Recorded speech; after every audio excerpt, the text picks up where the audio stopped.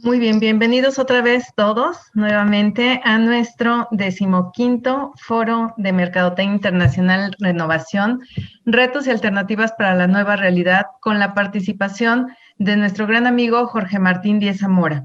Orgullosamente puedo decir que tengo la fortuna de tenerlo como maestro y amigo y quien además ha colaborado ya con nuestra Academia de Mercadotecnia Internacional en la Universidad Politécnica de San Luis Potosí. Buen día, Martín. Buenos días, René. Y bueno, me voy a permitir presentarte, Martín. Cotidianamente, y como le dice también su reseña, todos lo conocemos como Martín, colaboradores, clientes y amigos, y él se ha desarrollado dentro del mundo de los negocios como en el ámbito académico, siendo fundador de varias empresas.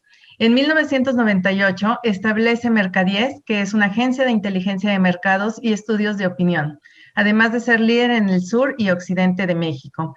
Es conferencista internacional con más de 300 conferencias impartidas en México, Centroamérica, Suramérica y España. Asesor y consejero en varias empresas, profesor en licenciaturas y posgrados por más de 35 años en México, Nicaragua, España y Colombia. Actualmente es CEO asesor en Mercadies e investigador en el área de neurociencia del consumidor.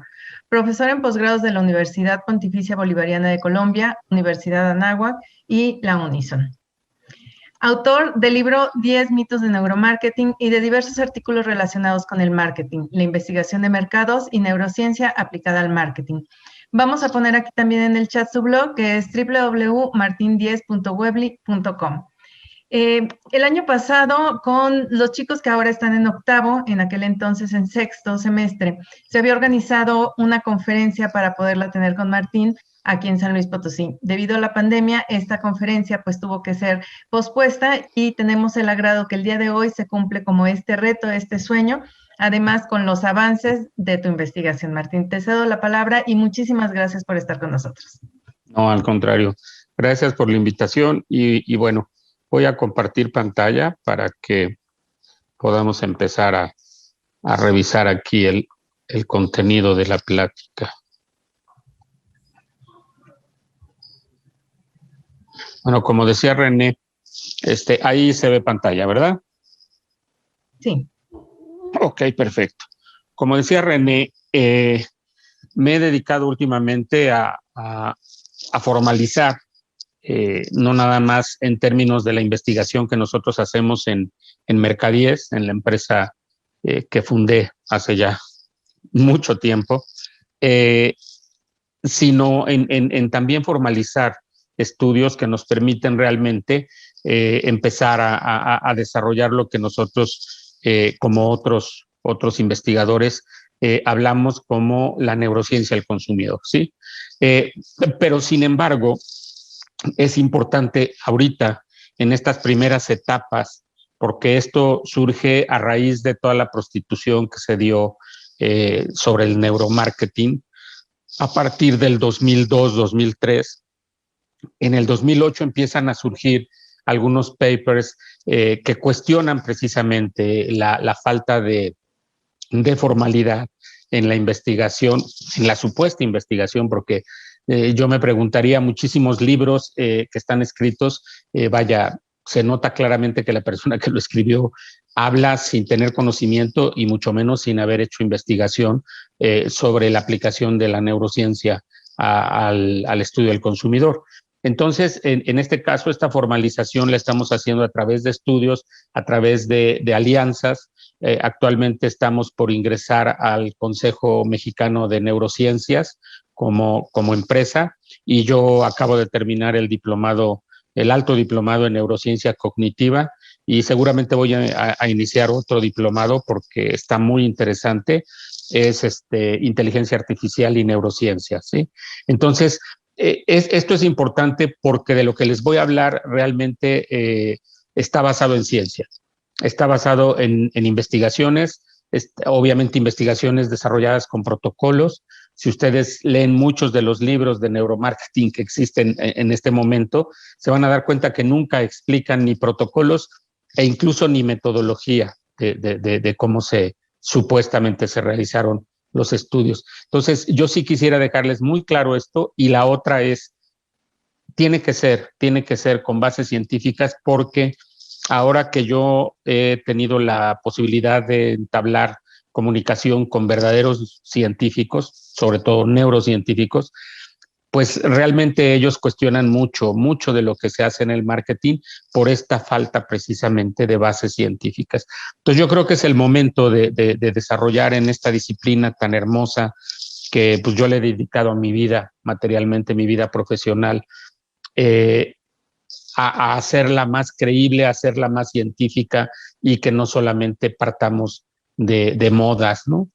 Ahorita está de moda el marketing sensorial, el marketing emocional e incluso se discute en las aulas y demás, cuando en este caso el proceso, como vamos a ver aquí, implicaría que no podemos hablar de un marketing sensorial porque es una etapa del proceso precisamente cognitivo y que va a desencadenar en una experiencia.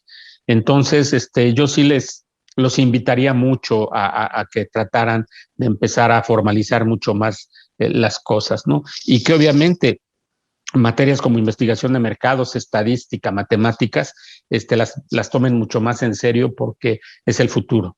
Definitivamente es el futuro de todo lo que se va a desarrollar. La creación de algoritmos es fundamentalmente cómo vamos a trabajar a partir de ya. Y obviamente la pandemia, como lo vamos a ver en la plática, pues está marcando la pauta. Yo siempre comento que todo profesional tiene una base. Para mí, la base, en mi caso, es mi familia. Y obviamente aquí les presento a mi familia. En este caso, nosotros tuvimos una sola hija, pero ella decidió tener dos bodoques que ahora son mis nietos, Santino el mayor y Miquel el menor, el que ven ahí en su carro, que es tremendo. Le decimos que es el jefe de la banda. Y como podrán ver, somos una familia pet friendly, ¿no? Nos gustan los perros y nos gusta, en este caso, cuidarlos y, bueno, hacerles pasar mejor su vida. Y obviamente también otra base fundamental para los profesionales, pues son las áreas de trabajo. En mi caso, yo puedo estar ahorita platicando con ustedes porque Mercadíes está funcionando. Este es el equipo directivo actualmente de Mercadíes y en este sentido, pues ahorita se están levantando encuestas a través, encuestas online, se están levantando encuestas con muchos protocolos de seguridad en vivo y se están haciendo focus group. Los focus group ahorita los estamos haciendo todos de manera virtual porque obviamente pues no vamos a meter a un lugar cerrado. Ustedes tienen una cámara de Gesell muy bonita donde pude dar un taller pequeñito en una ocasión que me hicieron un favor de invitar.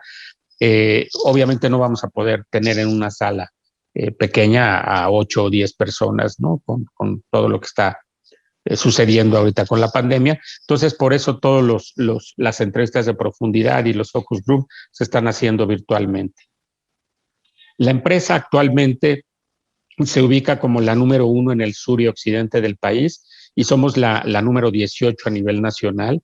Esto nos da mucho gusto. El año pasado estábamos en el lugar 20, bueno, más bien en 2019.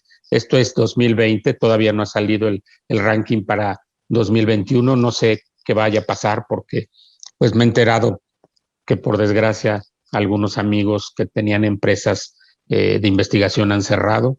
Pero bueno, veremos qué pasa. Y obviamente arriba de nosotros están las gigantes, ¿no? Ahí se ve, nada más es un corte porque en realidad el estudio se hizo con ciento y tantas empresas de investigación, pero nosotros hicimos el corte en el 29. Una frase que siempre me gusta mencionar para darles la importancia al marketing, Peter Drucker, algunos le llaman el padre del management moderno, para mí es un filósofo de los negocios realmente, nunca escribió un libro sobre marketing, pero en muchas de sus pláticas, conferencias y libros, yo he leído muchos libros de Peter Drucker, fabulosos, se los recomiendo, es un autor que a pesar de que él empieza a escribir a finales de los años 30 del siglo XX, es vigente definitivamente, ¿no? Y él dice algo, además, en lo que yo creo, que la única estrategia posible para una empresa es marketing e innovación. Todo lo demás son costos. Y aquí lo interesante es que la innovación, yo les puedo decir que normalmente emana del conocimiento de las necesidades del consumidor, del mercado. De hecho, yo defino a la innovación como un insight social relevante que obviamente vamos a satisfacer a través de productos, servicios, etcétera. Entonces, en este sentido, la plática va a tener estos 5 grandes apartados. Vamos a hablar un poco de los antecedentes. Después vamos a ver cómo la neurociencia nace y se involucra con la investigación de mercados. Posteriormente tenemos que hablar del consumidor post-COVID, que va a ser muy importante que ustedes empiecen a visualizar que las cosas van a cambiar tremendamente. Muy probablemente vamos a tener que rediseñar mucho de la estrategia e incluso de la teoría del marketing. Después vamos a ver algunos conceptos de aplicación muy concreta de neurociencias. Luego los retos, que va a ser algo importante, le llamé el reto, pero son varios, y ciertas recomendaciones, ¿no? Entonces vamos a ver los antecedentes. Me gustó mucho esta ilustración, la Mona Lisa con su tapabocas.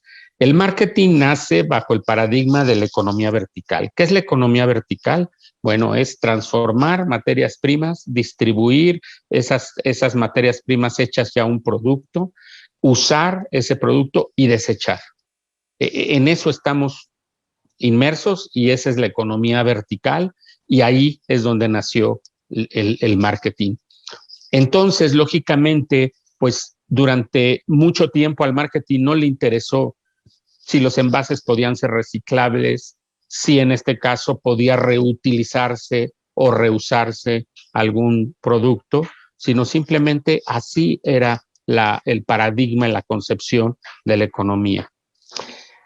El marketing, a raíz de esto, de una economía de mercado, que el marketing es la facilitación del intercambio, y la economía del mercado se fundamenta en el intercambio entre oferentes y demandantes.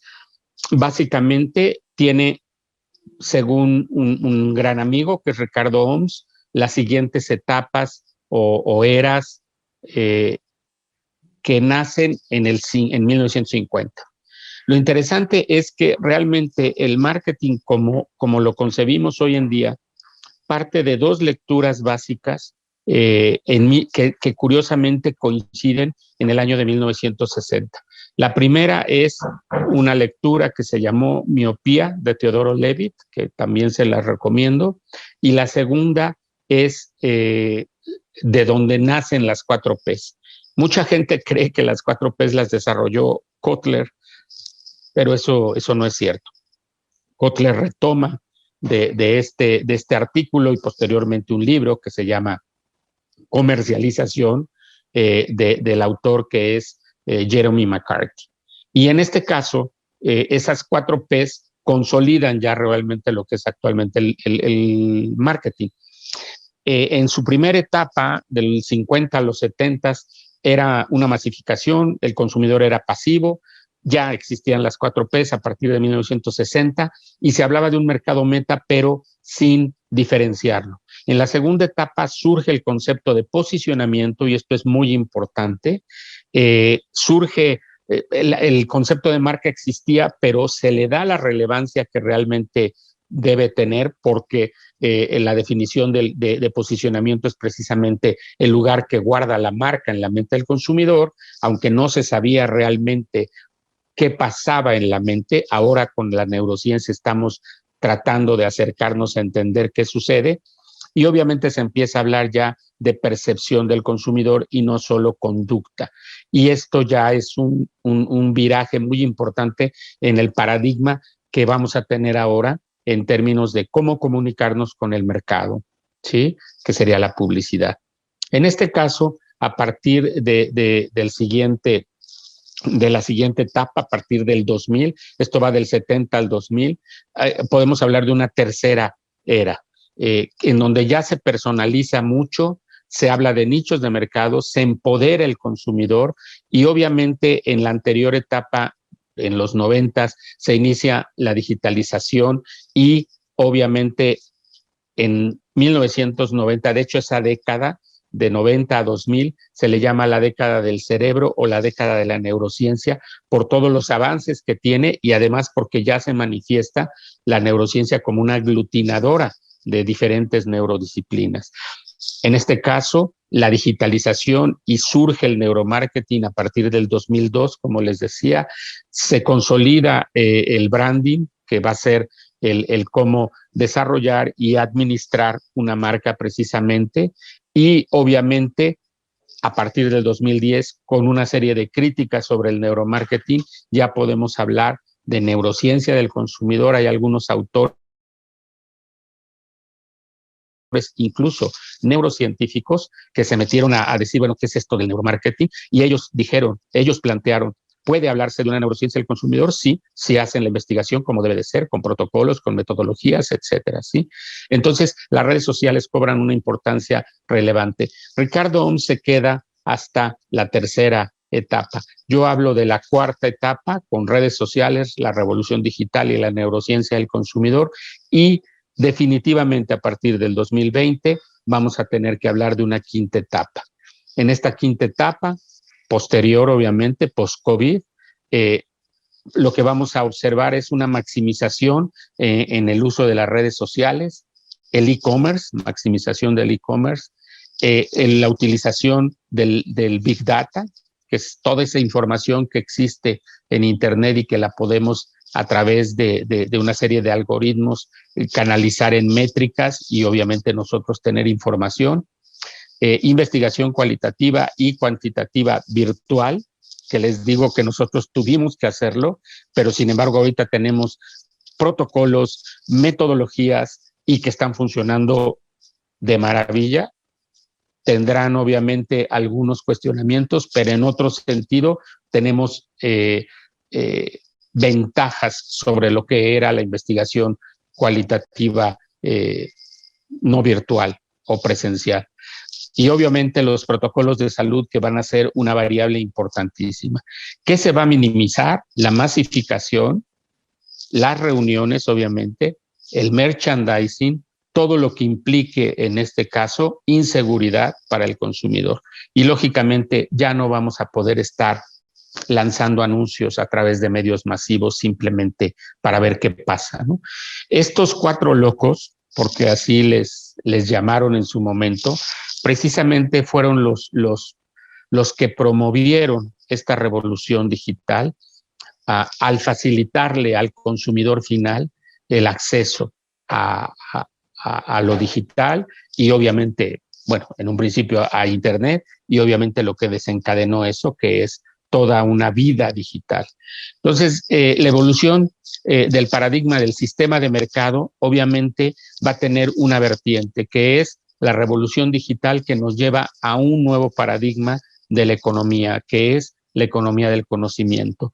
Una economía en donde el conocimiento se convierta en el principal activo de cualquier empresa y en donde, obviamente, todos los instrumentos como intranet para las empresas, internet en general, van a cobrar una importancia muy relevante.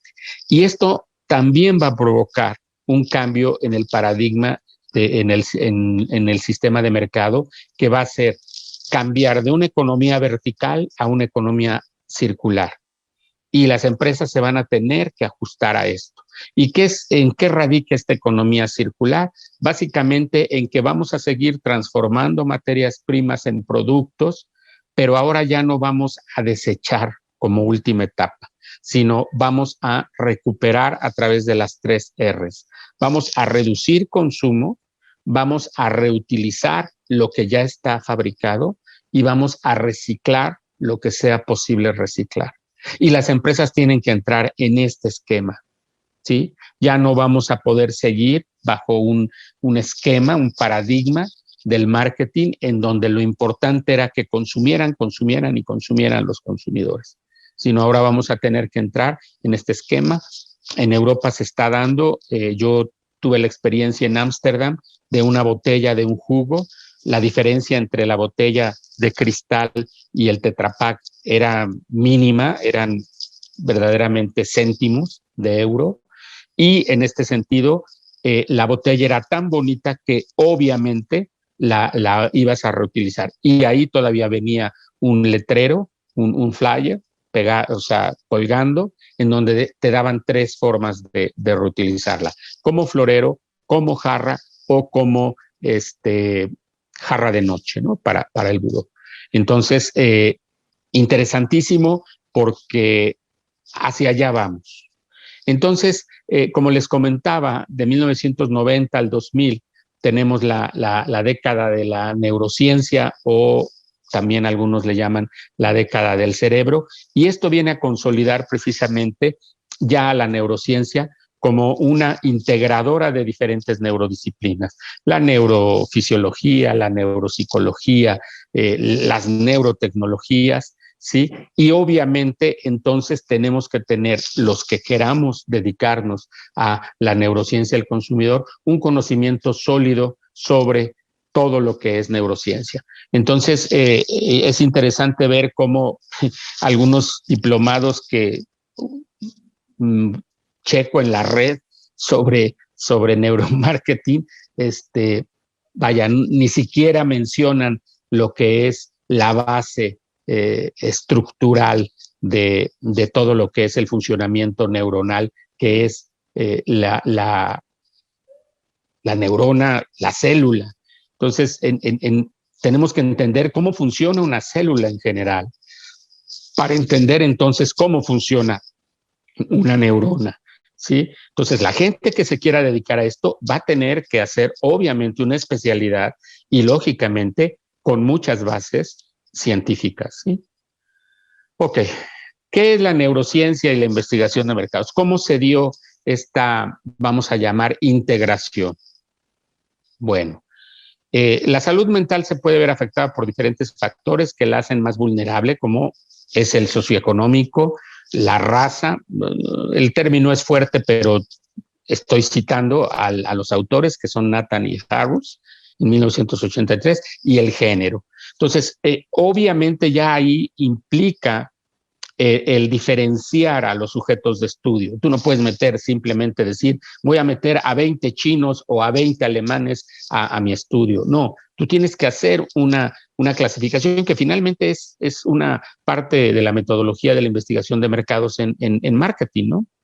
Las encuestas recientes han demostrado que las familias pobres tienen una mayor prevalencia de depresión y trastornos de ansiedad. Obviamente, entonces vas a tener que manejar un esquema diferente si es que quieres utilizar niveles socioeconómicos bajos, ¿no? Y el desempleo puede ser una de las causas por las cuales las personas presentan síntomas depresivos. Quienes están desempleados tienen más síntomas depresivos que aquellos que encuentran trabajo. Esto lo escribieron Bolton y Oakley en 1987. Entonces, ¿qué quiero mostrarles con esto? Que obviamente tenemos que profundizar en muchas áreas para realmente poder hablar de neurociencia aplicada, y no de las tonterías que nos dicen la gente que escribe sobre neuromarketing o que da conferencias sobre neuromarketing, ¿sí?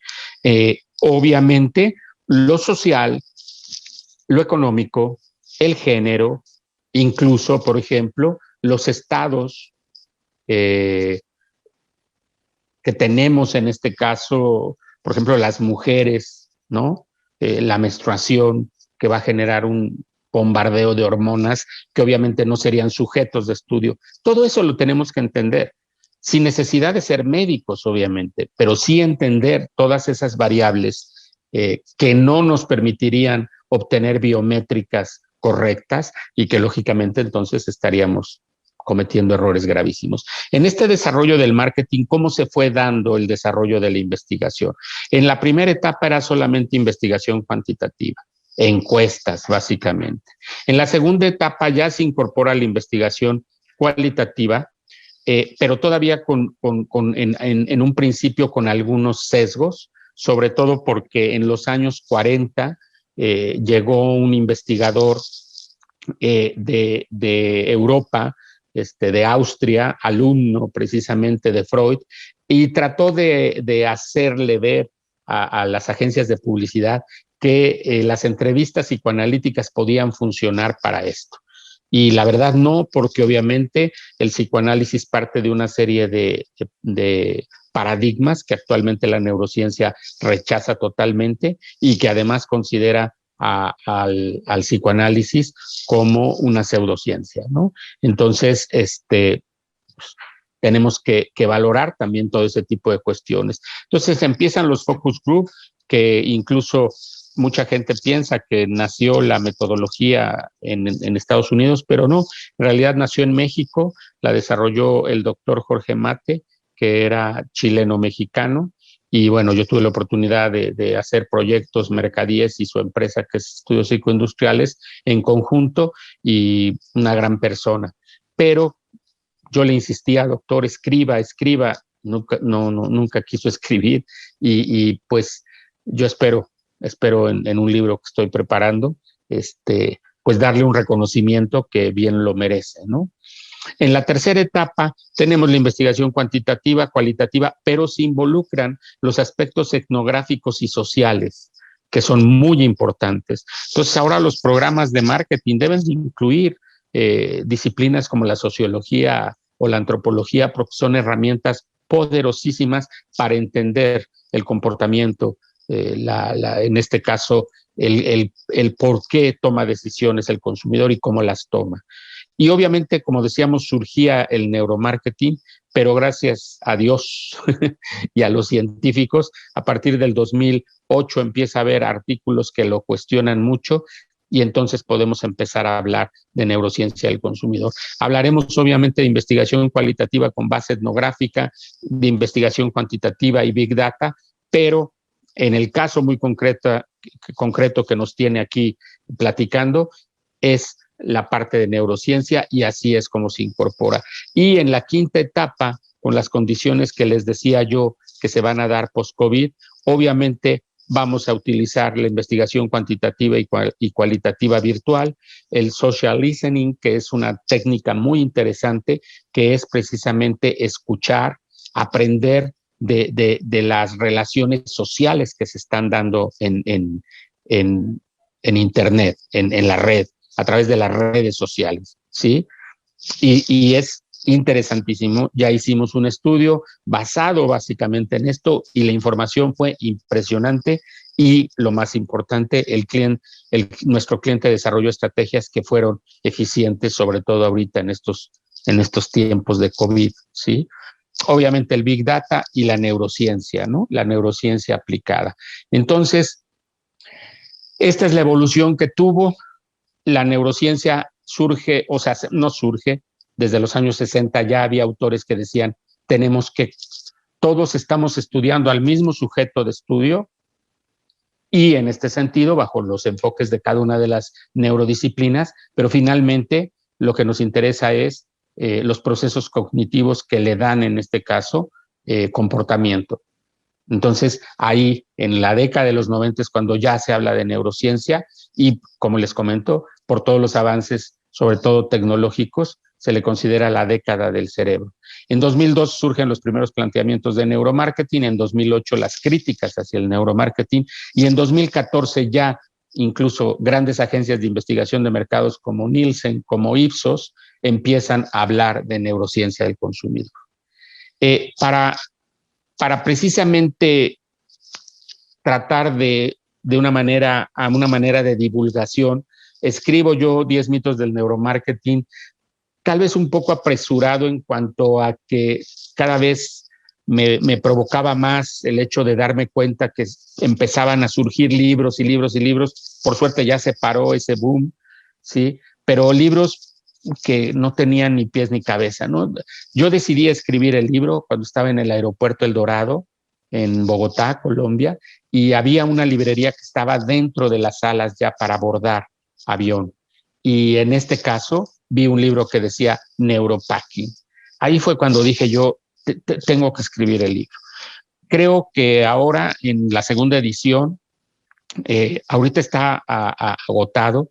Yo aparté algunos libros físicos para esa plática que decía René que se había programado y que no pudimos ir a impartir por la pandemia.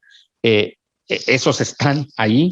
Esperemos que pronto pueda yo visitarlos físicamente, pero por lo pronto aquí yo vamos a hacer algunas preguntitas, o más que preguntas, más bien ustedes van a hacer preguntas y consideraremos a quién por lo menos les podemos hacer llegar el libro a través de PDF, ¿sí?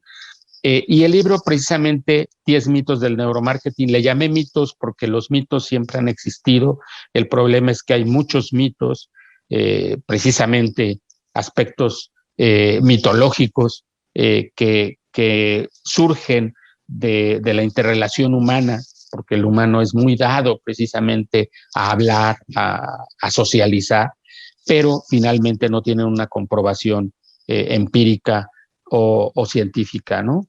Entonces, dice Mario Bunge precisamente, la ciencia es empirismo, ¿no? O sea, tenemos que corroborar con la naturaleza si lo que estamos diciendo es verdad.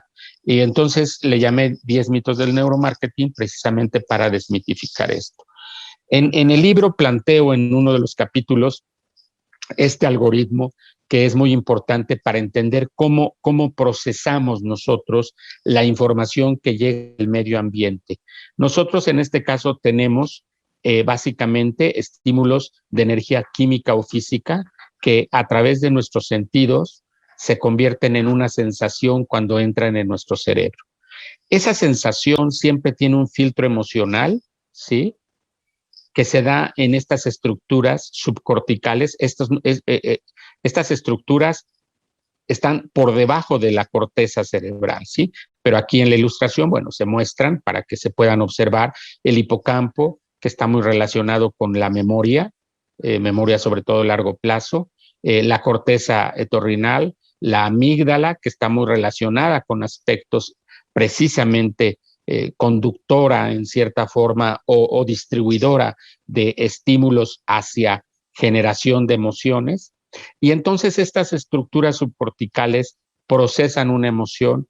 Esta emoción, si es relevante, pasa a un filtro perceptual que ya considera en este caso una situación de carácter cognitivo. Entonces se interrelaciona obviamente con corteza, porque la memoria se ubica en todo lo que son las zonas que no están actualmente definidas funcionalmente, y entonces dice Antonio Damasio, por ejemplo, que es un océano de neuroconexiones, eso es la memoria, básicamente en todo lo que es la corteza. Y en este caso, si sigue siendo relevante ese estímulo que entró, se convirtió en sensación, tuvo un filtro emocional y nuestra percepción lo consideró relevante, se traslada a memoria de largo plazo o registro sensorial precisamente y se convierte en una experiencia. Si esa experiencia la repetimos y se da todo el proceso de nuevo y llega a ser esa experiencia, sobre todo experiencias satisfactorias, experiencias positivas. Por eso la risa es algo interesante cuando estamos comunicando en mercadotecnia. Si esa experiencia se repite, entonces se convierte en un sentimiento, siempre y cuando sea una experiencia positiva. Yo siempre pongo el ejemplo de que por eso no hay amor a primera vista. El amor se construye a base de experiencias. Sí, puede haber atracción sexual, etcétera, pero amor, que sería el sentimiento, ese se construye a través de experiencias. Y en marketing, ese sentimiento lo podemos traducir en engagement. Esto es cuando el consumidor está comprometido con la marca y no solamente comprometido, sino incluso le perdona errores. Un poco lo que nos pasa cuando queremos a una persona, ¿no? Nos perdona ella errores y nosotros le perdonamos errores.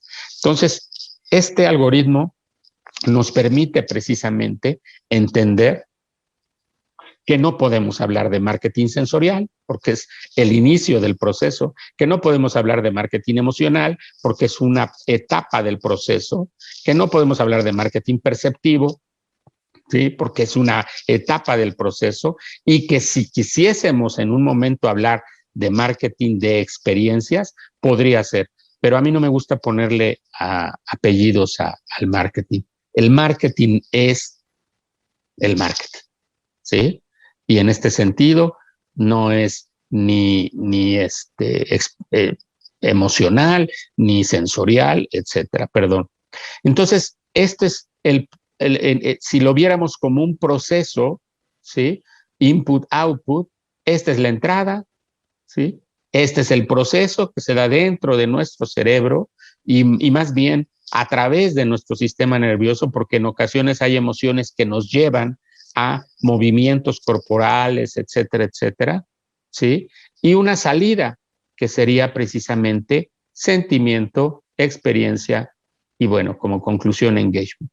Entonces, este algoritmo nos permite entender cómo se da ya a nivel neuro este proceso. Bueno, aquí tenemos el área auditiva, que se divide en área de Broca y área de Wernicke, ¿sí? El cerebro, hagan de cuenta que este es el frente del cerebro y está abierto así, ¿sí? Esta es la parte posterior del cerebro, esto, ¿sí? Es el lóbulo occipital. Bueno, esto es parte del lóbulo occipital. El lóbulo occipital viene por este surco. Y en este caso, este es el que procesa visión. Entonces, entra el estímulo, el cerebro añade información que está almacenada en toda esta zona morada, ¿sí? Que es una zona que, aunque asocia, no está directamente involucrada en funciones específicas como podría ser el área auditiva o estas dos áreas que son áreas psicomotoras, ¿sí?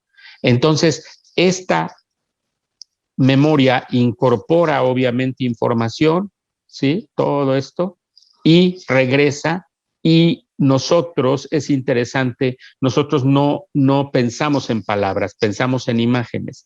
Entonces regresa la imagen auditiva a la zona y entonces la procesamos a través de lo que sería en este caso nuestra memoria de corto plazo, que se ubica precisamente en esta zona, que es la zona prefrontal del lóbulo frontal. ¿Sí? Entonces, ¿esta memoria qué implica? Bueno, implica la religión que nosotros profesamos, la justicia, el comercio, las artes, la ciencia, la tecnología, toda la información que nuestro cerebro tiene se ve involucrada en cualquier estímulo. Entonces, claro, se da en una velocidad tan rápida que por eso hay autores que hablan de que se da inconscientemente. Inconscientemente no es correcto. La inconsciencia solamente se da en estado de coma, sueño profundo sin sueños y anestesia profunda. Más bien se da en procesamientos autonómicos, que además son tan rápidos que obviamente no los procesamos cognitivamente. Pero finalmente las decisiones sí las tomamos bajo ese esquema. Bajo un esquema de la psicología, Tulving habla de la memoria episódica, que es precisamente, bueno, más bien, en el paper que le llamó Episodic Memory from Mind to Brain, habla de estas tres memorias, en donde primero describe dos memorias, una explícita o declarativa y una implícita o no declarativa. Estas son memorias de largo plazo. Y en este caso, en la explícita o declarativa, quiere decir que la podemos declarar, se da la episódica, que son nuestra vida, nuestros acontecimientos personales, cuándo nacimos, quiénes son nuestros padres, etc. Y la semántica, que es cultura en general, información que nosotros tenemos almacenada. Yo siempre digo coloquialmente que esta es la que tenemos en la punta de la lengua. Si yo les dijera ahorita 2 por 2, me van a decir 4, ¿sí? ¿Quién descubrió América? Bueno, Cristóbal Colón, aunque ya hay otras teorías, ¿sí? Pero la implícita es lo que podría ser equivalente al subconsciente del que habla Freud, que es no declarativa, esto es, no la tenemos en la punta de la lengua. Está la de procedimientos, que son habilidades motoras y cognitivas, la priming, que es un aprendizaje perceptual, algo que entró como un estímulo muy fuerte y se quedó ahí almacenado, pero no lo tenemos en la memoria explícita. Asociativa, que esto es que vamos a asociar, obviamente, es el condicionamiento clásico operante. Esto surgió desde el investigador ruso Pavlov, ¿sí? Con sus experimentos con los perros, y la no asociativa, que es donde podemos trabajar muchísimo en marketing, que es sensibilizar y habituar, por ejemplo, nuestra marca. Entonces, la procedimental, habilidades motores cognitivas, después de 5 años de no andar en bicicleta, cualquiera de ustedes se sube a una bicicleta y si ya había aprendido, la maneja perfectamente, ¿sí? Después de 10 años de no jugar fútbol, alguien que jugó fútbol va a poder controlar el balón adecuadamente y demás. Esa es la de procedimientos, ¿sí?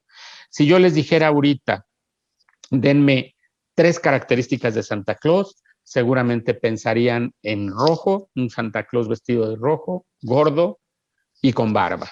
Y puede haber otras, pero seguramente pensaron en estas, ¿sí? Sin embargo, en este caso, esos son primings. Esto son conceptos que tenemos ahí almacenados. Es el aprendizaje perceptual. Sin embargo, San Nicolás era así. Lo que nosotros tenemos en la mente es un priming que Coca-Cola en 1920 desarrolló y creó al Santa Claus que todos tenemos en la cabeza. Eso es un priming. Ahora, si yo les preguntara, denme una marca de cigarrillos con el color, que tenga el color rojo en su empaque, seguramente pensaron en Marlboro. Entonces yo ahorita les diría, ¿ya ven cómo conozco sus cerebros? No, es que es un color que está asociado perfectamente, porque de hecho ahora Marlboro ni siquiera maneja rojo, yo ya he visto verdes, azules, en fin, ¿no? Pero ese color quedó y asociamos el color a la marca. Y donde debemos de trabajar mucho es precisamente en crear, en sensibilizar hacia nuestras marcas, hacia nuestros productos y obviamente habituar. Eso sería a través de comunicación. Kahneman, que se le considera el padre de la neuroeconomía o uno de los iniciadores de la neuroeconomía, establece que tenemos un sistema 1 y sistema 2 y que el sistema 1 actúa en este caso rápida y automáticamente y el 2 es el que se concentra, el que piensa, etc.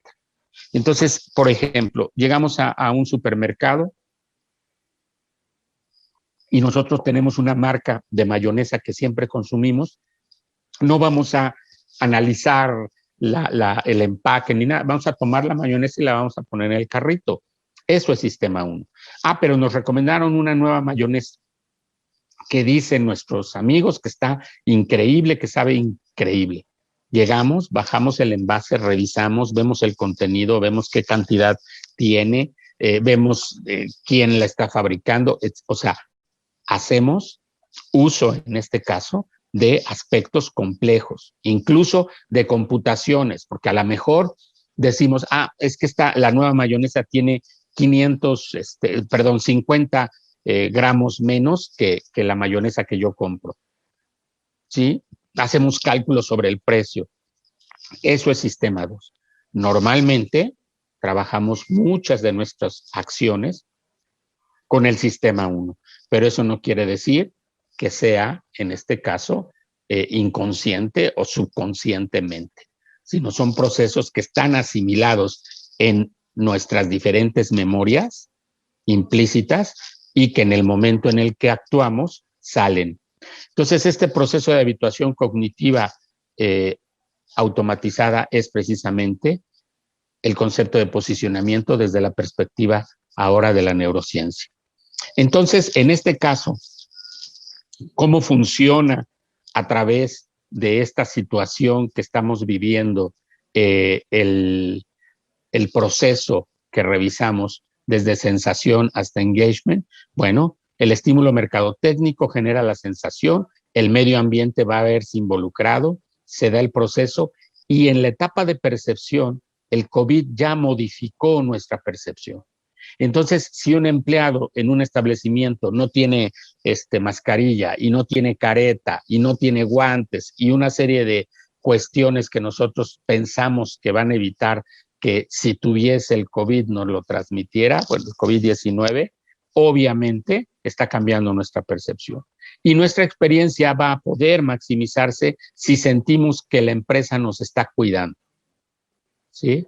Y entonces obviamente vamos a obtener una emoción, en este caso, de felicidad y no de odio, de tristeza, ¿sí?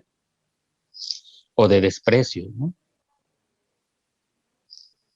Ok, en investigación, ¿qué podemos hacer? Básicamente, y por eso me da risa cuando dicen que pueden tener totalmente la estrategia para vender algo, ¿no? Eso es imposible, los neuromarketeros. Lo que podemos medir básicamente es los estímulos mercadotécnicos que nosotros tenemos, que generan una sensación y qué emoción están desarrollando. Todo esto lo vamos a desarrollar con investigación cualitativa. Esto no se puede desarrollar o entender, ¿sí?, con neuroinvestigación. La neuroinvestigación básicamente va a obtener esto. ¿Y por qué razón?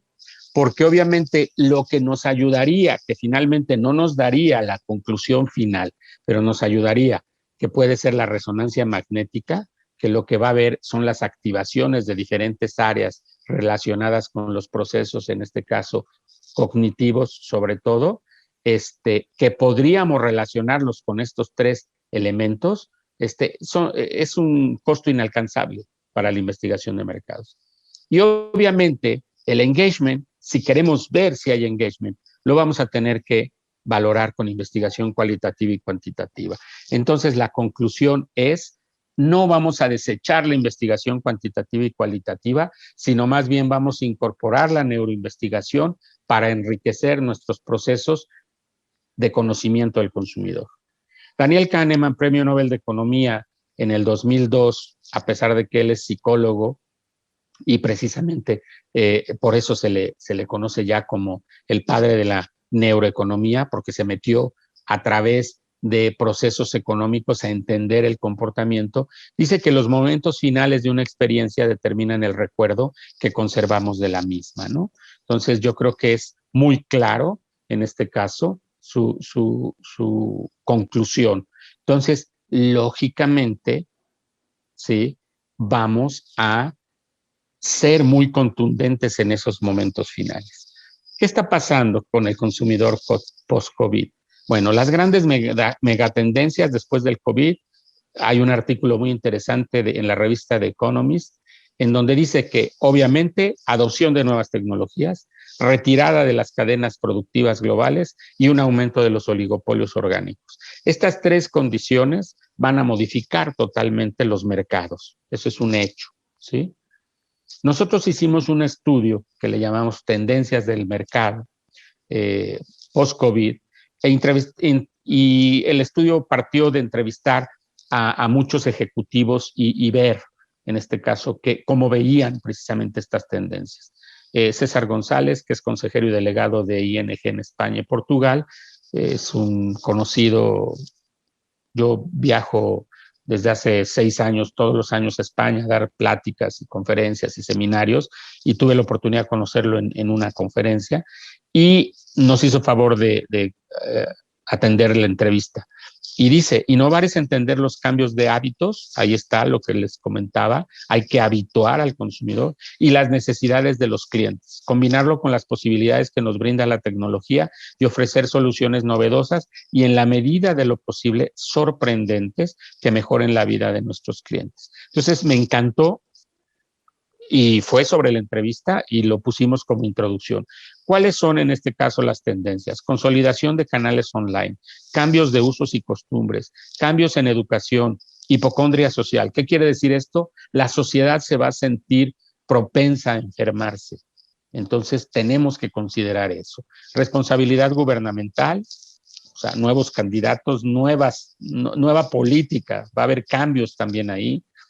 A la adolescencia programada, esto es, si antes buscábamos obsolescencia, esto es que un iPhone, ¿sí?, como pues sirviera por un año, ¿no? Ahora los consumidores van a pedir que se alargue la vida útil de un producto, ¿sí? Incluso dentro de este nuevo paradigma de la economía circular. Y obviamente una responsabilidad social empresarial con sostenibilidad, esto es, pensando en el medio ambiente, y local, esto es, pensamiento global, pero acciones locales, ¿sí? Se va a dar obviamente este fortalecimiento de la economía online y aquí podemos ver un gráfico que nos lo muestra.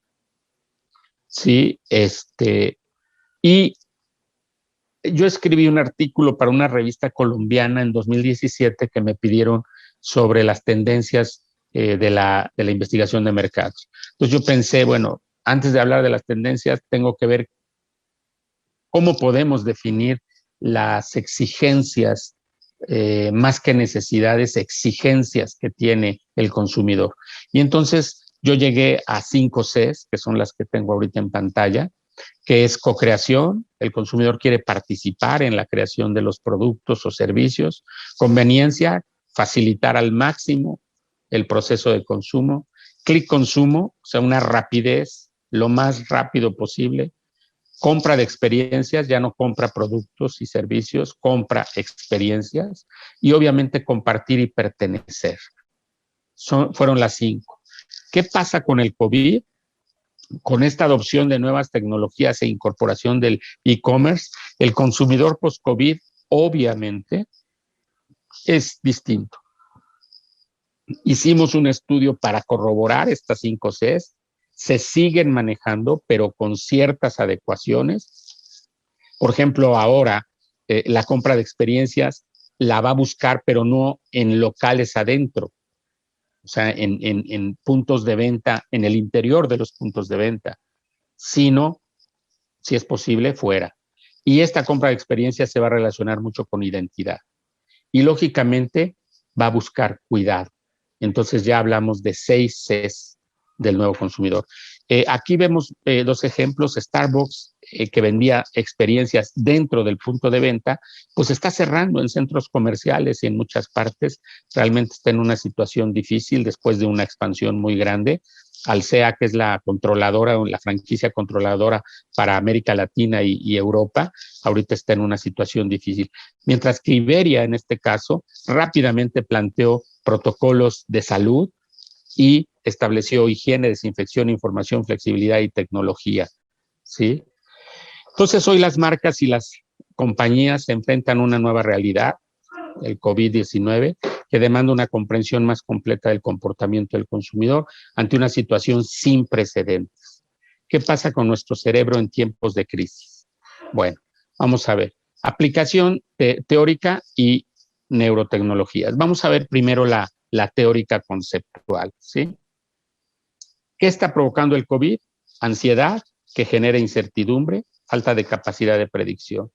Estrés, que obviamente genera una preparación, una respuesta biológica a enfrentar un estímulo adverso, en este caso, COVID y todo lo que implica. Y miedo, que es la adaptación que tiene el organismo a una situación adversa, ¿sí? Estos 3, vamos a llamar estas 3 emociones, son importantísimas incluso para sobrevivir. Son 3 emociones que nos han permitido sobrevivir como especie. ¿Cuáles son los sentimientos que se generan de estas? Frustración y tristeza. Esta es la situación en la que se encuentran muchas personas actualmente y a nivel mundial. Entonces, obviamente no tenemos capacidad de predecir si me va a dar una gripa, pues yo sé que hay remedios, juguito de naranja, miel, etcétera, pastillas, obviamente, puedo enfrentarlo. ¿Qué pasa con el COVID? Que no hay un sistema de memoria de largo plazo ante el COVID, entonces surgen, es mortal, hay cura, hay médicos, vacunas, etcétera, etcétera. ¿Cuál es la conclusión? No puedo predecirla, entonces tengo ansiedad, estrés y miedo, que son las 3 emociones que, a pesar de que nos han permitido sobrevivir, obviamente nos provocan situaciones muy adversas, tristeza, etc. Entonces, en este caso, tenemos que hacer esta evaluación constante de las circunstancias y nosotros como empresas tenemos que proporcionarlo, ¿no? Obviamente, ¿cuál es la reacción? Primero, proactividad para la salud, ¿no? Aquí inicia. Gestión reactiva de la salud, podemos estar todavía aquí. Preparación de la despensa, entonces surgieron todo este tipo de tonterías, ¿no? Comprar papel higiénico masivamente, etcétera. Preparación para la vida en cuarentena, es parte de. Vida restringida, vivir una nueva normalidad. Entonces, aquí este cambio va a ser disminuir esto, pero no con una situación como esta. Y eso es lo que están viviendo ahorita muchos países, nosotros obviamente, en donde aquí no ha habido pues nada, ¿no? Porque no ha habido políticas públicas, no ha habido ni siquiera una política pública sobre la salud y por eso México está en los primeros lugares de fallecimientos, ¿no? Pero bueno, esa es una situación diferente. El mal gobierno, pues, es evitable a través de la votación, ¿no?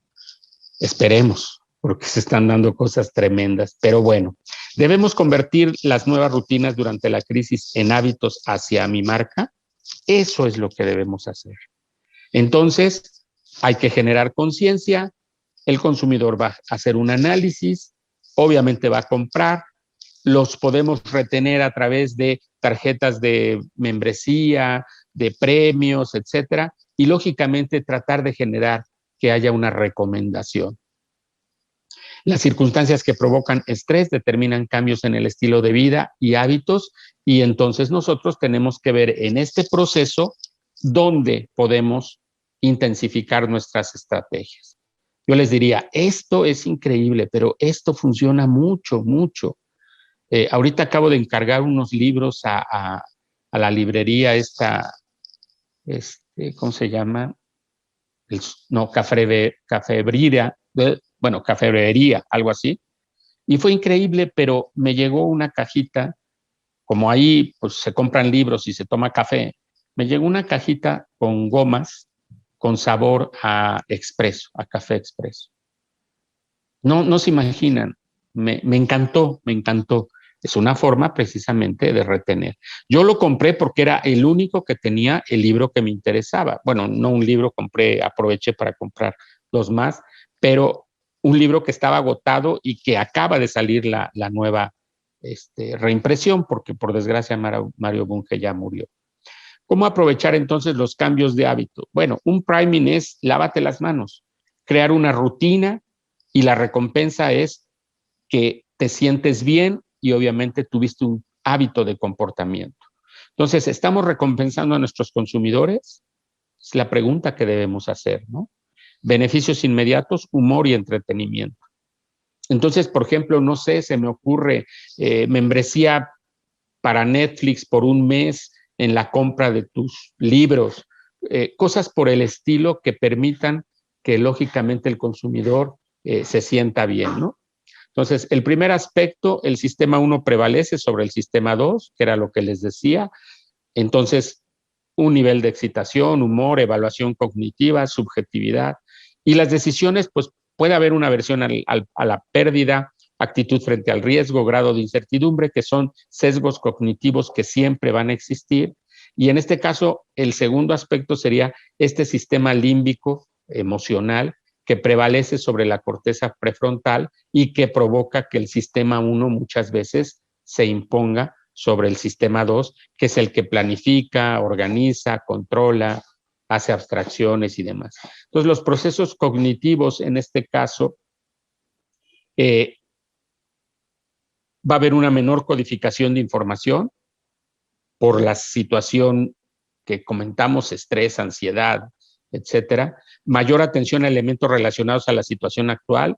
Entonces, yo les recomendaría incluso como ciudadanos comunes, no se metan tanto en leer todo lo que está pasando. Y ahorita, además de todo, pues se está mezclando con lo político. Sino sean selectivos en lo que van a leer para que no se intoxiquen de información, ¿sí? Diferente involucramiento emocional, obviamente, y toma de decisiones irracionales, ¿no? Como la de este señor y nuestro presidente, que el tapabocas no servía para nada, ¿no? Yo no sé cómo se sentirán estas personas que lo fomentaron, pero bueno. Obviamente, esta saturación de información y sus consecuencias. Esta saturación de información genera una serie de emociones, preocupación, miedo, incertidumbre, pero que se hacen pelota, como se ve en la ilustración, y entonces hay una información desbordante, saturación de información, que impacten procesos de atención y de memoria de trabajo con capacidad limitada. El cerebro limita su capacidad para percibir otros estímulos y obviamente las ventajas, productos asociados con la protección, salud, seguridad.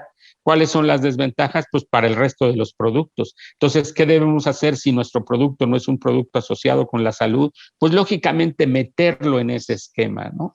Entonces, obvio, en nuestro restaurante tenemos todos los protocolos de higiene para que tú te sientas a gusto y libre, ¿sí? Cuestiones de ese tipo.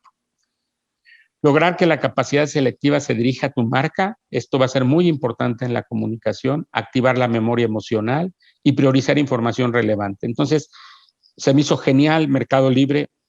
Si recuerdan, antes estaban dando la mano, los brazos.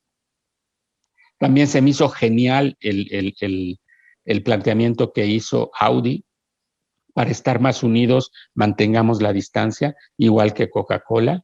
Entonces, ese tipo de estrategias que no necesariamente van hacia cómprame, pero que finalmente te están dando elementos que te sirven y que te dan un poco de tranquilidad, ¿no? La reacción, ¿qué pasa con nuestros consumidores ante esto ya directamente? Bueno, esto es un modelito que nos permite ver que hay una aversión a la pérdida.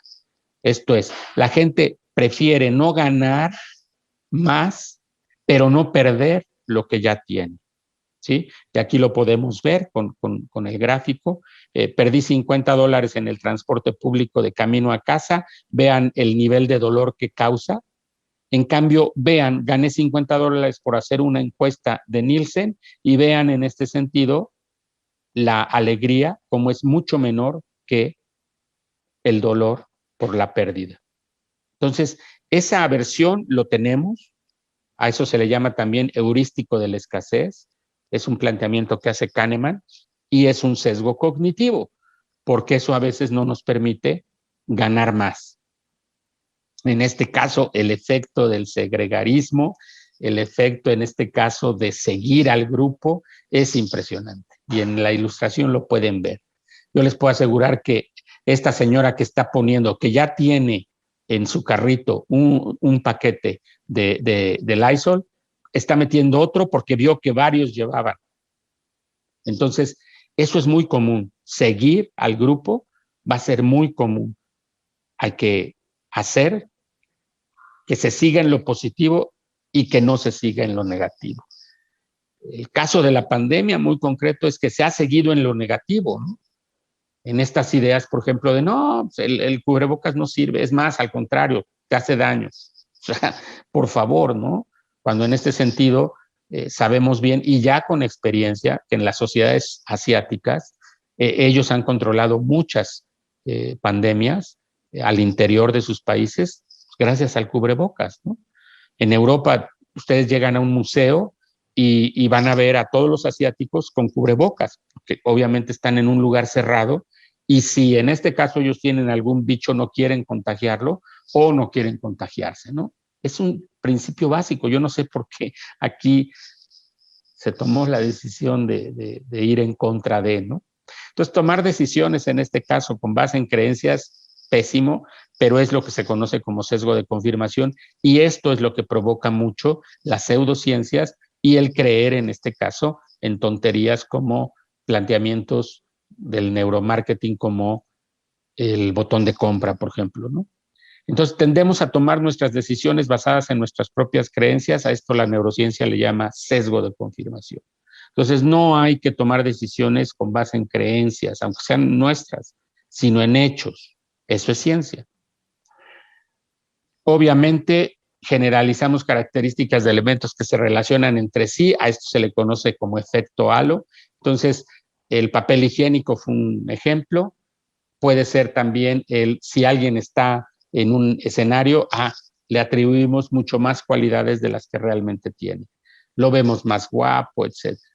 En este caso, el efecto marco, que es peligrosísimo, es cómo recibimos la información. Si nosotros recibimos 17% de la población con síntomas de COVID-19, híjole, pues como que la pensamos, ¿no? Pero ¿qué sucede si desagregamos eso? 5% población con síntomas graves, 12% población con síntomas leves. Ah, caray, pues entonces ya. Y si en este caso la población con síntomas graves nos metemos a desagregar eso, nos vamos a dar cuenta que de ese 5%, solamente el 2%, bueno, no del 5, sino del 100, el 2% fallece, ¿no? Entonces, es muy diferente la información. Y si nos dijeran 83% de la población sin síntomas, pues obviamente eso va a provocar que tengamos una visión diferente. Que eso es lo que sucedió en México. Nos empezaron a decir las cifras bonitas con tal pues de no verse mal, de que le estaban regando, y obviamente eso fue lo que provocó pues ese no cuidado por parte de la población. Cuando existe una presión para tomar decisiones, nos volvemos intuitivos y nos basamos en conocimiento parcial. Entonces se actúa bajo sesgos cognitivos. Se evita el riesgo, el efecto halo va a intervenir, el efecto marco nos puede llevar a tomar decisiones equivocadas, la disponibilidad finalmente y la confirmación, ¿no? Entonces, algo que está confirmado, hay que lavarse las manos, hay que usar cubrebocas, etcétera, ¿no? ¿Cómo evitar los riesgos? Bueno, darle mayor valor a las ganancias. Reforzar la ganancia es tu oferta, ¿sí? Darle menor valor a las pérdidas. Comunique el abastecimiento constante de productos, que ese fue un problema que sucedió con el papel higiénico, ¿no? Que como se lo llevaron en la primera tanda, pues después decían que había escasez. Nunca hubo escasez, pero ese es el problema, ¿no? Ayúdales a imaginarse a los consumidores a sí mismos con tus marcas, ¿sí? Ese famoso dicho de ya me vi, hacerles ver eso, ¿no? Obviamente, brindar alternativas para hacer en casa, reforzar el valor de la marca, evita dar motivos para que se vayan, obvio, y recuérdales que tus marcas traen certeza y seguridad. Brinda esperanza. Cuando esto se acabe, ¿qué va a pasar? Entonces aquí manejamos una estrategia para un cliente precisamente de farmacias, que además les ha ido muy bien en estos momentos, pero sin embargo manejamos una estrategia de comunicación después de un estudio con ese fin, ¿no? Con el fin de esto tiene que terminar. ¿Cuáles son las neurotecnologías que se utilizan realmente, que se pueden utilizar en neurociencia del consumidor o neurociencia aplicada al marketing? La electroencefalografía, que es muy compleja, tanto colocar los electrodos que están viendo ustedes en la pantalla, en la imagen, como la interpretación, es muy compleja. El facial coding o análisis de microexpresiones, que además ahora ya lo hacen algunos software y nos ayudan bastante. La respuesta electrodérmica o respuesta galvánica, bueno, respuesta eléctrica galvánica, y el eye tracking. Nosotros, después de muchos análisis, decidimos que solamente íbamos a utilizar estos dos, que la electroencefalografía es complicada y que el eye tracking es muy inexacto en muchos casos y que no es tampoco de mucha utilidad. En este caso, voy a explicar rápidamente lo que es la respuesta electrodérmica y ritmo cardíaco, que lo manejamos con estos sensores, aunque ahorita estamos ya utilizando solamente los sensores de respuesta electrodérmica porque el ritmo cardíaco siempre está correlacionado con la emoción. Y en este caso, obviamente, lo que mide es más que el estímulo físico, es precisamente la sorpresa del estímulo y por eso genera la emoción. Entonces, la respuesta galvánica de la piel, en este caso, respuesta electrodérmica, es un estado mental, mide la sudoración de las glándulas écrinas de la piel, una microsudoración, y básicamente se da por un cambio de propiedades eléctricas de la piel, ¿sí? Y eso se da porque la transmisión entre neuronas es una transmisión de carácter eléctrica, ¿sí? A través de iones de sodio y potasio entre las neuronas, ¿sí? A través de la sinapsis, que es ese puente que existe, porque no es realmente un contacto, sino hay una separación entre neurona y neurona, y en esa separación es lo que se conoce como sinapsis. En este caso, aquí pueden ver más o menos cómo se estructura, no voy a profundizar, pero así es como se mide, a través básicamente de transmisiones eferentes y aferentes, de cerebro hacia la piel y piel hacia cerebro, ¿sí?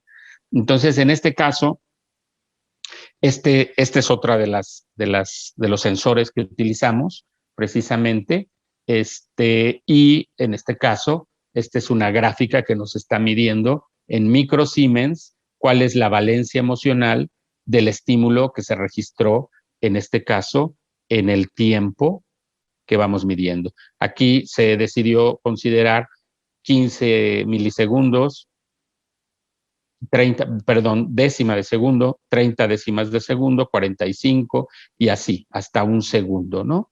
Entonces aquí estamos midiendo en milisegundos y segundos. Entonces, obviamente, por ejemplo, en esta gráfica, que además es real, esto es de un estudio que realizamos, aquí en el segundo exactamente del estímulo se generó un pico de valencia emocional. El pico más alto se generó más o menos en el 1.38, por ahí, 39, tal vez 1.40, ¿sí? Ok. A ver, déjenme ver. Sí, está el sonido. Les voy a presentar un video para que vean cómo se aplica. Hola Martín, ¿cómo estás? Muy bien, Ricardo, aquí en una conferencia. Oye, qué bueno, pues permíteme platicarles lo que podemos lograr utilizando una de las tecnologías que ocupamos en Mercadías en el laboratorio de neurociencia del consumidor. Lo que estamos viendo son promedios de actividad emocional de 40 personas, 19 mujeres y 21 hombres, con un rango de edad de 18 a 30 años. Las ondas en amarillo representan el impacto que tiene el comercial, mientras que las ondas que están abajo son la valencia emocional que corresponde al comercial. También observamos líneas paralelas que marcan picos en el impacto, lo cual son momentos de interés para la interpretación del comercial. Veamos entonces el comercial.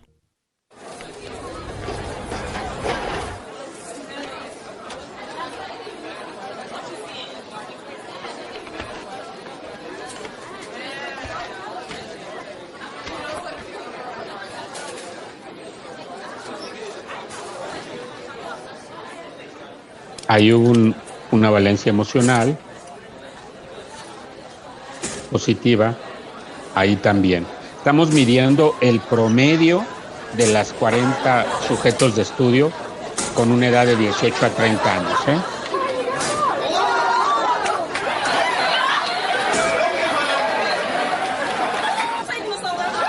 Aquí hay un pico muy alto que se da correlacionado con las flores. Ahí continúa.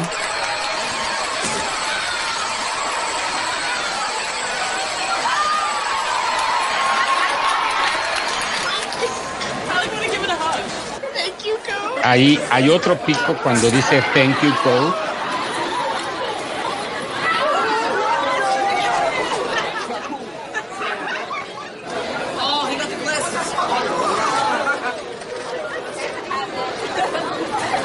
Y aquí hay otro pico cuando el perrito de globos.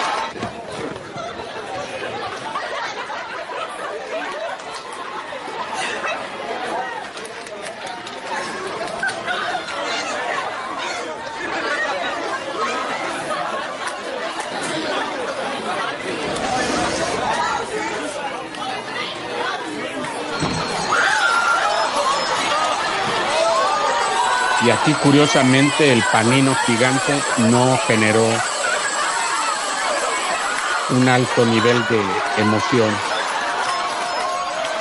Aquí sí, cuando aparece el texto y el vaso de coca. Como pudimos observar, la onda que mide el impacto fue disminuyendo a lo largo del comercial. Esto debido a procesos atencionales y de habituación normales, los cuales son esperados en poblaciones estadísticas normales, lo que implica que el comercial es atendido y comprendido, lo cual es crucial para que la estrategia de comunicación sea efectiva y establezca procesos de recordación. En la onda de los estados emocionales pudimos ver variaciones a lo largo del comercial. Sin embargo, hubo picos importantes en la activación emocional a la mitad del comercial, lo que nos refiere que la consolidación cognitiva y significancia emotiva del comercial se encuentran justamente en esos momentos. Cabe mencionar que el comercial funciona como un todo, ya que da significancia al mensaje que se intenta comunicar, así como contexto sociocultural. De sugerirse una edición para una versión breve del mismo comercial, se recomendaría tomar los momentos de alta actividad emocional y que correlacionen con los picos de alto impacto. Esto es del segundo 45 al minuto 1,21 segundos, buscando lograr el mismo impacto emocional, cuidando en la edición que lo que se está comunicando sea congruente con el mensaje a comunicar. Pues esto es solo un breve ejemplo de lo que podemos aportar utilizando neurotecnología en Mercadías, con bases neurocientíficas en el Laboratorio de Neurociencia del Consumidor. Los dejo con Martín. Muchas gracias por su atención. Ok, la otra neurotecnología es la codificación de las emociones por medio de microexpresiones. Paul Ekman fue el que planteó todo el marco teórico para el desarrollo. Sin embargo, él se basó incluso en estudios que realizó Charles Darwin, ¿no? Pero él algo que dice es, el miedo puede ocurrir simultáneamente con la tristeza, la rabia o el disgusto. O sea, las emociones finalmente se van a mezclar, ¿sí? Charles Darwin escribe por primera vez la expresión de las emociones y él hace investigaciones con aborígenes de Nueva Guinea para ver que, aunque ellos no tenían contacto con el occidente, sus expresiones eran las mismas. Se desarrolló una serie que se llamó Lie to Me, en donde este actor hacía de lo que desarrolló Ekman en una empresa que se dedicaba a observar esto y define, estas son las siete emociones básicas. Vamos a ver ahorita cómo funciona el software. Aquí van a ver ustedes las emociones, van a estar midiéndolas. El verde es felicidad, el amarillo es desagrado, en fin, y el gris es neutro, ¿no? Entonces, ella tiene una máscara digital superpuesta, ¿sí? Que está registrando sus microexpresiones y sus microexpresiones en función del comercial que está aquí, ¿no? Vamos a verlo.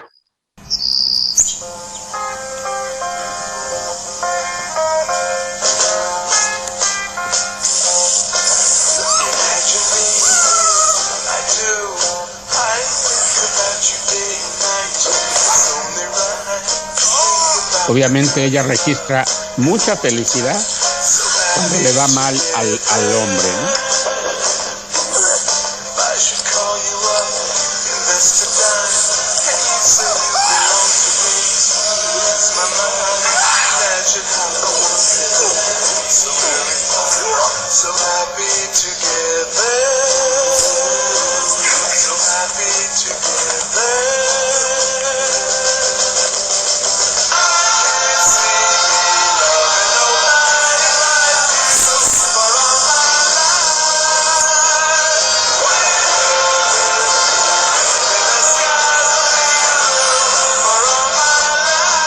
Entonces, esto nos permite ver el tipo de emoción que está registrando la persona. ¿Cuál es el reto? Durante la crisis, el cerebro del consumidor se altera. El consumidor está pensando diferente debido al estrés, incertidumbre, hay hiperatención o atención selectiva a la información relacionada con el COVID. Se adquiere relevancia a nuevos beneficios, obviamente lo que decíamos, limpieza, higiene. Y el análisis costo-beneficio no es racional, ¿no? En costos monetario, emocional, experiencial, beneficios funcionales, emocionales, experiencias, la pregunta es, ¿cuánto vale? ¿No? Entonces es interesante ver cómo ahorita la gente está comprando incluso marcas caras por internet porque no está gastando en otras cosas y entonces se quiere dar un gusto, vamos a llamarle así, ¿no? Entonces hay un registro interesante en ese caso. ¿Qué hacer para mantener mi marca vigente ante la crisis? Entender las nuevas prioridades y preocupaciones del consumidor, ser empático con el consumidor y proveer soluciones relevantes a la coyuntura, ¿sí? Entonces, escuchar permanentemente a mi consumidor, el social listening, por ejemplo, comunicar asertiva y empáticamente nuestros beneficios y dar soluciones rápidas y fáciles. Esos tres elementos van a ser fundamentales. ¿Cuáles son las recomendaciones? lo que el cerebro necesita, disminuir circuitos de miedo, ansiedad y estrés. Se le llama circuitos porque las neuroconexiones también se les llama cableado o circuitos, ¿no? Activar circuitos del placer, disminuir la incertidumbre, sentir comprensión, contar con información relevante, experimentar que no pierde el consumidor. Un mensaje de, o sea, en este caso, para disminuir circuitos de miedo, usar mensajes de protección, seguridad, bienestar. Para activar circuitos de placer, humor, recompensa. Para disminuir incertidumbre, obviamente, aspectos que evoquen a la normalidad, ¿no? A la nueva normalidad. Sentir comprensión, escuchar y entender, obviamente, y información relevante, información más importante, que le gane a mucha de la información basura que está en el medio, y experimentar que no se pierde, darle mayor peso a la ganancia que perciba un consumidor al consumir nuestro producto. Esta frase se ha convertido en una línea en la empresa. El cliente no siempre tiene la razón, pero tiene derecho a saberlo. De hecho, ha salido publicada en artículos y demás porque pues, la retoman, pero esto salió por el conocimiento de nuestros clientes, o sea, de las empresas que nos contratan a nosotros, que muchas veces llegan con la idea de que ellos tienen la razón y con el estudio se dan cuenta que no. Y eso es lo que hacemos nosotros, precisamente, ¿sí? Y una frase que no he sabido, anónima, quién la escribió, porque la he buscado, pero yo la encontré en internet, me encantó. El que cree que cuesta caro un profesional no sabe lo caro que cuesta un incompetente. Siempre sean profesionales, siempre sean cuidadosos, siempre prepárense para ser los mejores, ¿sí? Mi nieto Santino se despide con su neurocamiseta y ahí tienen mis redes sociales para lo que necesiten. Les agradezco mucho su atención y bueno, estoy presto. Ya me quedan 15 minutitos nada más. Una disculpa, pero las preguntas que puedan tener, con muchísimo gusto. Muchísimas gracias, Jorge. Bueno, Martín, que yo te digo Jorge o Martín, casi siempre te voy combinando. Vamos a seguir la dinámica que platicábamos en la sesión anterior. Al final son preguntas, vamos a ir intercalando preguntas de las que mandaron el chat y las personas que van levantando. Perfecto. El maestro Coronado nos va a ir comentando la primera pregunta que llegó al chat, después le damos la palabra a Carla. Si gustas, comenzamos con micrófono, en lo que se van juntando las preguntas. Carla. Sí, que alguien pregunte directamente. Sí. Sí, ¿no, Juan Manuel? Sí, ya está lista para poder activar su audio, nada más es cosa de que ella lo active. ¿Activas tu micro, Carla, por favor? Gracias. ¿Me escuchan? Sí. Bueno, primero, antes que todo, le quería agradecer. Siento que me gustó mucho su conferencia, estuvo muy buena. Gracias. Tengo dos dudas. La primera es, bueno, usted dijo que había muchas personas que decían que estaban haciendo neuromarketing, pero realmente no lo estaban haciendo. ¿Cómo podemos saber, si queremos leer libros o así, cuáles sí es neuromarketing y cuáles, pues, personas que realmente se están haciendo pasar por neuromarketing? Y la otra es, si nosotros queremos aprender más del neuromarketing, ¿qué nos recomendaría hacer o qué libros leer o qué, pues, cosas podríamos hacer? Mira, a ver, la primera, yo te diría, va a ser difícil cuando no tienes conocimiento sobre el tema, poder diferenciar. Entonces yo te recomendaría leer artículos. Google es una maravilla, yo le digo San Google, ¿sí? Tú métete, pon en este caso neurociencia aplicada al marketing, por ejemplo, incluso neuromarketing, y pon PDF. Y normalmente van a salir artículos serios. Se van a colar por ahí algunos, porque digo, yo pongo como ejemplo en algunas conferencias una tesis doctoral que habla del botón de compra y de una serie de tonterías, pero ese es un filtro. La otra es divulgadores científicos, ¿no? Antonio Damasio, Dan Ariely, Daniel Kahneman, o sea, divulgadores científicos. Y un tercer filtro, que es duro decirlo, pero es cierto, si dice neuromarketing, manéjalo con mucho cuidado. Y la segunda, si te interesa el tema, yo te recomendaría en este caso, con mucho gusto no perdamos contacto, o sea, yo con mucho gusto. De hecho, dentro del Consejo Mexicano de Neurociencias va a ser parte de algo que pienso hacer, ¿sí? Que es divulgar hacia el área de ciencias económico-administrativas esto, ¿no? Los diplomados del Consejo no son caros, nada caros. Y ahí sí vas a aprender neurociencia. ¿Sí? Claro, ya la aplicación, pues obviamente tendrás que ir desarrollando, ¿no? Y básicamente el neuromarketing ahorita, donde más se va a aplicar es en la investigación de mercados, ¿no? O sea, lo que es la neurociencia aplicada. Entonces, también te debe de interesar esa área para que puedas complementar. ¿Sí, Carlita? Gracias. Muchas gracias. Jorge Muñoz. Por favor, activas tu micro. Gracias, Jorge. Listo. Muy interesante la plática. De hecho, es alguno de los temas que me interesan. Mi duda es, hace 2 años yo tomé un curso de marketing en general y esta persona muy locamente hablaba acerca del futuro, el cual era que ya le íbamos a tener que vender a las marcas, no a las personas como tal. Y obviamente en ese momento pues no te hace tan coherente. Pero hoy en día yo ya veo, por ejemplo, a mis papás diciéndole a Alexa que ya hace falta leche y Alexa ya agrega a mi lista de compras leche. Entonces es cuando empieza a decir, caray, entonces ahora sí va a tener que, ahora sí tengo que dar las mejores ofertas al robotcito que a las personas que ya no van a andar ahí. Obviamente siempre va a haber un nicho de personas que les va a gustar meterse a las tiendas y todo eso. Y mi pregunta es, ¿dónde va a quedar ahí el neuromarketing?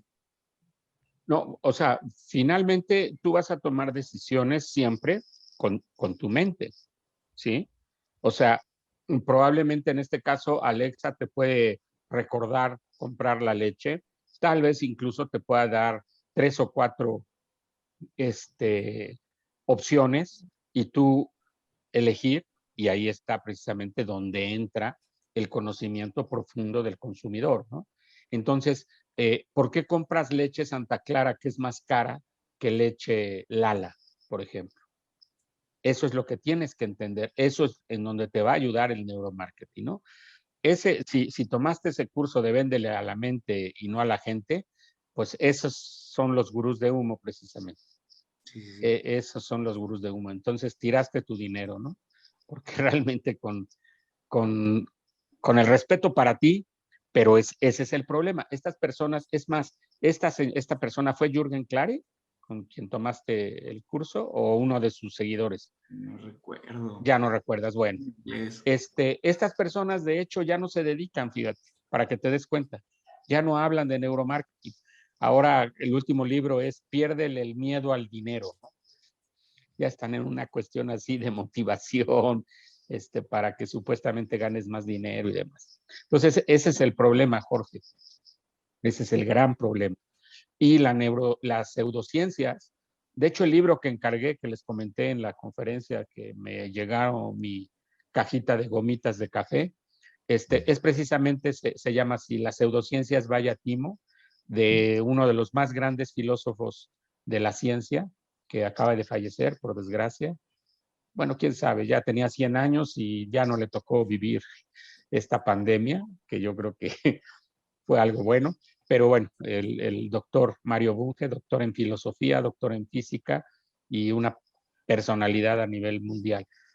Ese libro que encargué, ya, bueno, aproveché y encargué otros 2, ¿no? Pero las pseudociencias, eso es lo que provocan, ¿no? Y entonces, ahorita que me preguntaba Carla, también es el sentido común, Carlita. También, si por sentido común no te checa lo que estás escuchando, deséchalo e investiga, obviamente. ¿Vale? Gracias, Jorge. Pues eso es lo que yo te diría. Y Alexa, no creas que va a terminar controlándonos. Nosotros vamos a seguir tomando las decisiones. Hablando, me imagino que sí, cada vez se disminuye, o sea, la interacción de las personas con las compras, no para mal, o sea, no para hacerlos flojos, sino porque pues ya, por ejemplo, para una mamá soltera que se la trabaja y no tiene tanto tiempo para sus hijos, el hecho de que Alexa, o sea, ya tengo toda mi lista, pídemela y me llega el día siguiente, va a ser más interesante. Claro, y esa es la conveniencia de la que yo hablaba, que es una de las exigencias que ahora tiene el consumidor, antes del COVID y ahora más todavía, ¿no? Sí. ¿Alguna otra? Omar Ok. está con la manita. Sí, estaba primero Rosa Ángela Durón. Ah, perdón, sí. Sí, para darles el orden. Y a los que van participando, si me bajan la mano, por favor. Gracias. Hola, buenas tardes. Primero que nada me gustaría decir que me encantan sus pláticas, son muy interesantes y bueno, mi duda es más que nada en cuestión de los estímulos. Sé que, bueno, ya son estímulos visuales y me gustaría trabajar, bueno, más bien comentarlo sobre la forma ahora, como dicen que las nuevas formas de el comercio en línea, toda esta parte que ahora pues ha sido el boom gracias a la pandemia. Otra forma de estímulo que podría darse que no sea tan visual al momento de crearse este tipo de compras en línea. Mira, en línea obviamente va a predominar el estímulo visual, pero tienes el auditivo, que va a ser muy importante. Ahora, algo que sí en varios estudios de carácter científico se ha demostrado es que obviamente un estímulo va a generar más valencias emocionales positivas, bueno, en general, no positivas, en general, valencias emocionales en función de la combinación o agregación de estímulos. Entonces, si tú puedes construir una estrategia utilizando el mayor número de estímulos que pudieses, sería genial. Ahorita, por ejemplo, el olfativo y el gustativo, pues no lo vas a poder hacer online, ¿sí? Pero entonces, por ejemplo, transmitir lo que se conoce como percepción gustativa y percepción olfativa, que es imágenes que te permitan, en este caso, sentir. Seguro han tenido la experiencia, que de repente ven una imagen y te imaginas el olor, porque el olor está en tu memoria implícita, ¿sí? Entonces, eso es lo que podría recomendarte. Definitivo, pues es mucho más fácil offline transmitir estímulos complejos, pero eso está clarísimo porque precisamente estas redes neuronales, algunas se combinan. Esto es, por ejemplo, es bien interesante, como los pensamientos se construyen en imágenes, aunque el estímulo entró auditivamente, tú procesas con tu área, en este caso de asociación visual, procesas el estímulo. Entonces, si además lo refuerzas auditivo y visual, obviamente vas a utilizar las mismas neuroconexiones, pero el impacto va a ser más fuerte. Somos finalmente química. Sí, eso es muy interesante. Pero entonces, por eso, por ejemplo, los estímulos olfativos y gustativos son tan fuertes, porque son químicos.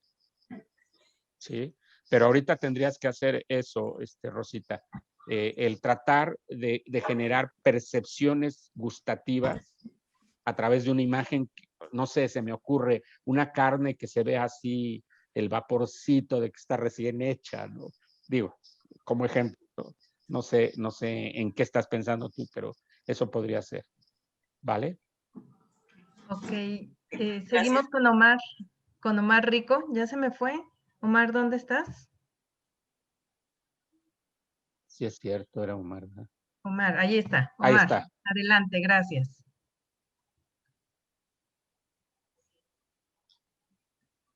¿Ya me escucho? Sí.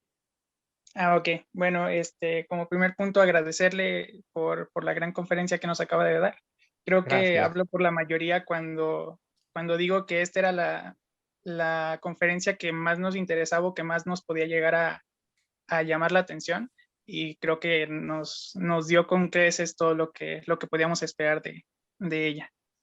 Y bueno, mi comentario sería un poco asociado a lo que nos comentaba de las formas en las que ustedes obtienen las métricas de evaluación en su empresa. ¿Y cómo cree que esto puede evolucionar a largo plazo? Porque, por ejemplo, sobre el lay tracking, ya muchas cámaras de web que se venden en el mercado ya traen esta función y muchas personas lo están usando para otros fines que no son exactamente los de una investigación de mercado como tal. Y, por ejemplo, para lo de las microexpresiones, también, por ejemplo, los filtros de Instagram o muchas cámaras también de celulares avanzados, ya tienen como estos parámetros para medir las microexpresiones, saber en qué momento estás sonriendo, en qué momento no, y actuar en base a eso. ¿Cree que en algún momento se puedan desarrollar algunos, ya sea inteligencia artificial, algunos programas, softwares que ayuden a empresas como la de usted o incluso a las empresas que ya no tengan que subcontratar empresas como la suya a hacer investigaciones más a fondo? Qué bueno, qué buena pregunta, pero precisamente está partiendo de una hipótesis que no es correcta. Lo más importante no son los aparatos, lo más importante es los protocolos y la metodología para descubrir lo que te interesa descubrir. Y la segunda es el análisis.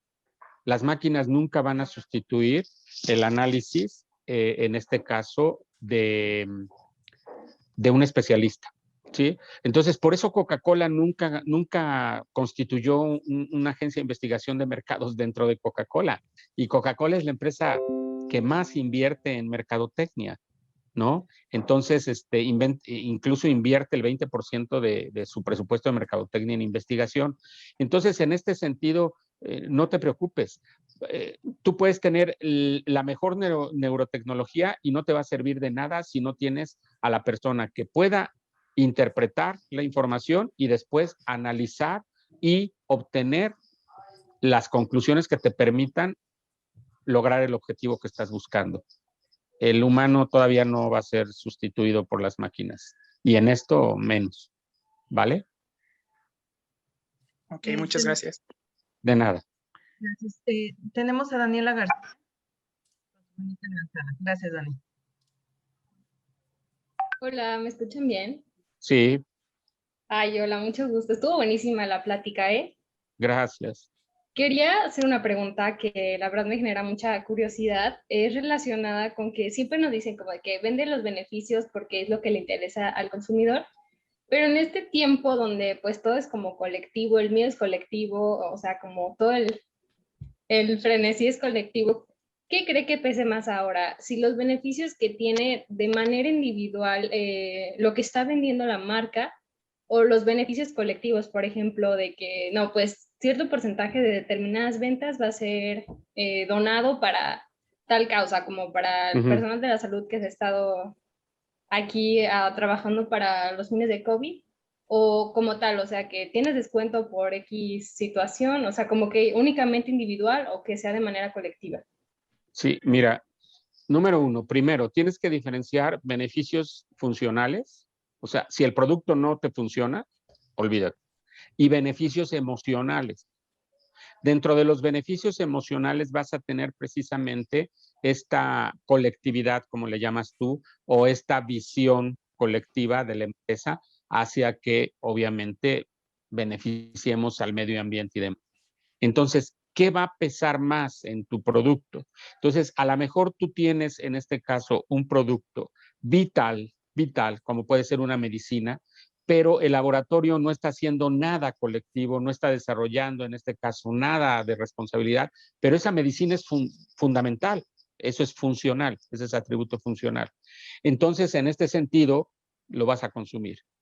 Pero va a haber productos como Coca-Cola que si no se montan en el esquema de estos beneficios colectivos, vamos a llamarle así, pues obviamente lo puedes desechar, ¿no? Y de hecho ustedes como generación han desechado mucho las bebidas carbonatadas, ¿vale?